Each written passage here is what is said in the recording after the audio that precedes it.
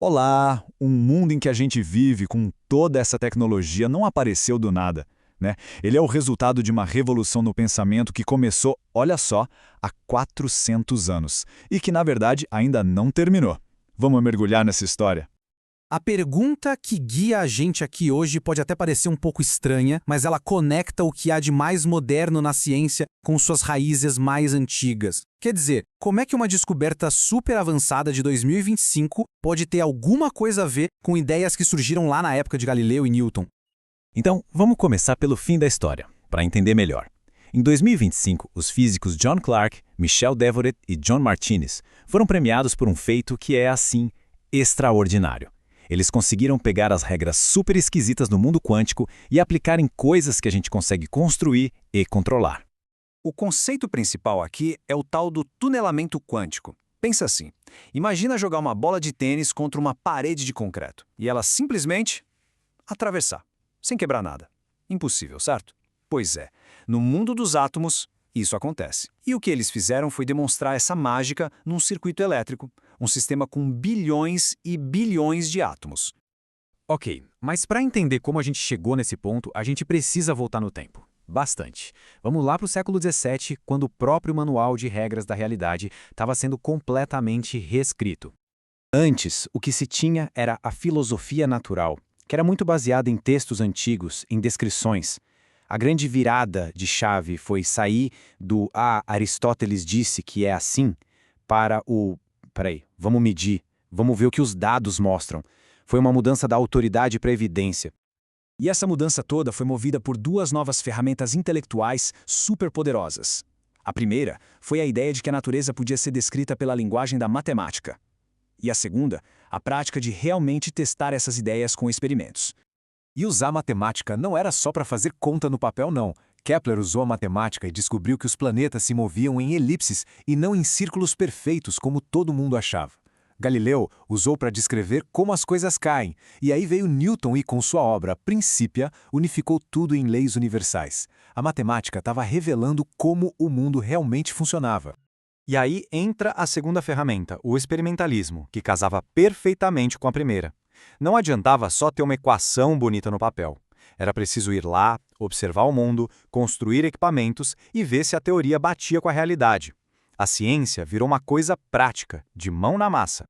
E essa parte prática foi turbinada pela tecnologia. O telescópio, por exemplo, mostrou que Júpiter tinha luas, provando que nem tudo girava em torno da Terra. O microscópio abriu um universo inteiro de vida que ninguém nem imaginava que existia. Novas ferramentas permitiram novas perguntas e, o mais importante, novas respostas. Bom, essa nova ciência construiu um mundo de certezas, um mundo previsível que durou séculos. Parecia que a gente tinha finalmente decifrado o universo. Mas, no século XX, aconteceu uma reviravolta dramática que abalou tudo isso. A visão de mundo que saiu da primeira revolução era basicamente essa. O universo como um relógio gigante, perfeito. Se fosse possível saber a posição e a velocidade de cada pecinha desse relógio, daria para prever o futuro e o passado com certeza absoluta. Era um universo determinístico. Só que essa ideia, tão simples e elegante, estava com os dias contados. As bases desse mundo de certezas começaram a tremer quando os físicos foram investigar o universo lá no nível do muito, muito pequeno.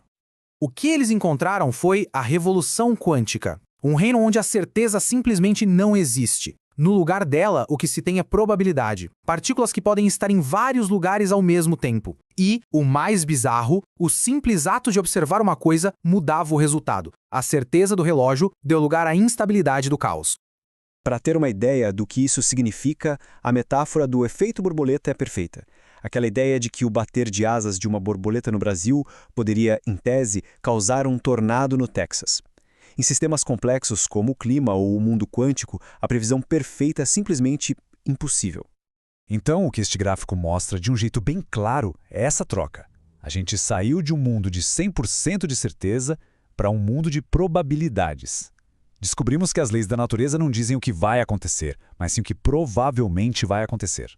Por décadas, essas duas visões de mundo, a clássica e a quântica, pareciam viver em universos separados, aplicadas a escalas diferentes. Mas a ciência do século XXI começou a construir uma ponte entre elas. E é exatamente aqui que a nossa história fecha o ciclo. Lembram dos nossos laureados com o Nobel de 2025? Pois é, o trabalho deles é justamente essa ponte. O ponto fundamental aqui é o seguinte: eles pegaram essa estranheza quântica, que só aparecia em partículas individuais, e fizeram ela acontecer num objeto de engenharia, num circuito elétrico. Eles construíram uma coisa grande, visível, que se comporta como se fosse um único átomo quântico. Isso prova que essas leis bizarras não estão presas só ao mundo microscópico. Agora, o que é realmente genial nisso, como o slide mostra, é a síntese. O prêmio Nobel deles não é de uma revolução só. Eles usaram o método da primeira revolução, matemática precisa, experimento controlado, para conseguir dominar o assunto da segunda revolução, a incerteza e a probabilidade do mundo quântico. É a união de 400 anos de ciência em um só trabalho. Tá. Então, o que tudo isso significa? Qual é a grande lição dessa jornada de 400 anos de Newton até os computadores quânticos? Essa linha do tempo resume bem a nossa jornada, né? A gente começou criando as ferramentas da ciência. Depois, usamos essas ferramentas para descobrir um universo que desafiava todas as nossas certezas. E hoje, a gente continua essa revolução, projetando e construindo em cima dessas mesmas incertezas. E isso nos leva à mensagem central de tudo. Talvez o maior legado da ciência não seja uma coleção de fatos que nunca mudam, como um monumento de pedra. Em vez disso, é um processo. É uma conversa contínua com o universo. O objetivo, então, muda.